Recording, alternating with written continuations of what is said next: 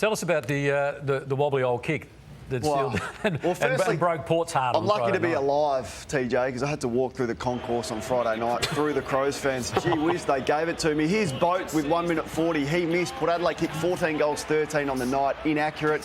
Here's Mackenzie. He did this twice. That is unbelievable. With a minute to go, you got control of the football. You shouldn't lose the game from there. Sam Mays had an absolute brain fade. Not sure what he was thinking. The umpire paid too high. It wasn't too high. He got him in the body, but that's a holding the man free kick. Ridiculous. He couldn't take his kick, and you'd think if, Lockie Murphy's having a shot, he probably misses. Fortunately for Adelaide, the best kick in their side is Jordan Dawson. He took the footy off Josh Rochelle, and he went back and did this. I wasn't sure when he first struck it, Lordo, but it came back nicely. Yeah, he got lucky. I think the way it swung back, sometimes it can go one way or the other. But, what a moment for Jordan Dawson. His first win at the club.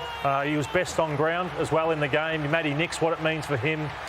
It's amazing. One kick, what was riding on it, Damo, for Ken Hinkley and Matthew Nix, two coaches under a fair bit of pressure over there. Well, it puts the losing team into a world of hurt and just gives that team on screen right now reason to think that the 7 wins they got in the 2021 season can be increased in 2022.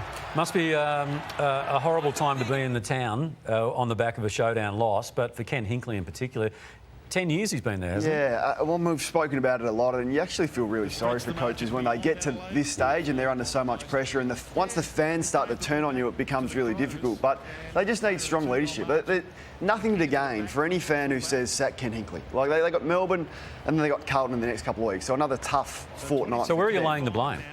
Well, absolutely with the players and the coach, of course. And you look at everything. I thought they were much better on Friday night. I thought they were a far more aggressive side. They pressured the life out of Adelaide and they moved the ball quicker. In the end, they've kicked 14 goals, 13. You could break it down as simply as that. The inaccuracy has cost them now. Is that Ken Hinkley's fault on the night? I would say probably not. But is it possible they haven't recovered from the trauma of the prelim final? That. Yeah, absolutely. It happens to a lot of sides. It happened to Melbourne when they got smashed in the prelim final, went back and then came back.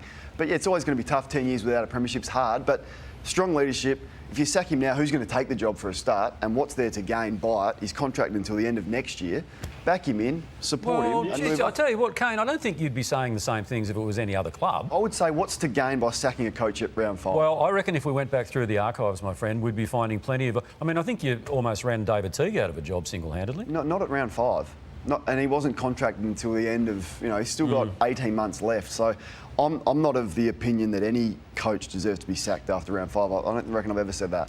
You've got to keep evolving and improving. I don't see where the improvement at all is coming from in Port Adelaide. And what about the hapless North Melbourne? I think if they were a different club, they'd probably be leading our show this morning. It's just that I think they've gone backwards on last year. I know Taron Thomas didn't play, Davies Uniacke didn't play, but it just shows how vulnerable they are. So why have they gone backwards? Because we saw the last 6 games last year. They were defensively okay, they were pushing sides and really good sides, and all of a sudden they're putting up efforts like this. And it started in the JLT, and a lot of people go, oh, don't worry about JLT, but against Melbourne, they were belted there. And it was 108 points, Lordy. It could have been 158 had Brisbane actually seized every opportunity. And they struggled to beat West Coast with 14 players out. They've got Sydney at the SCG, and wouldn't surprise me if it's another 100-pointer next week. It's a long way back when you start saying, and it was Heath Uni, their assistant coach, who said it was an embarrassing performance in the pre-season. David Noble said, once again, not only the senior side, but at the lower level, they got smashed.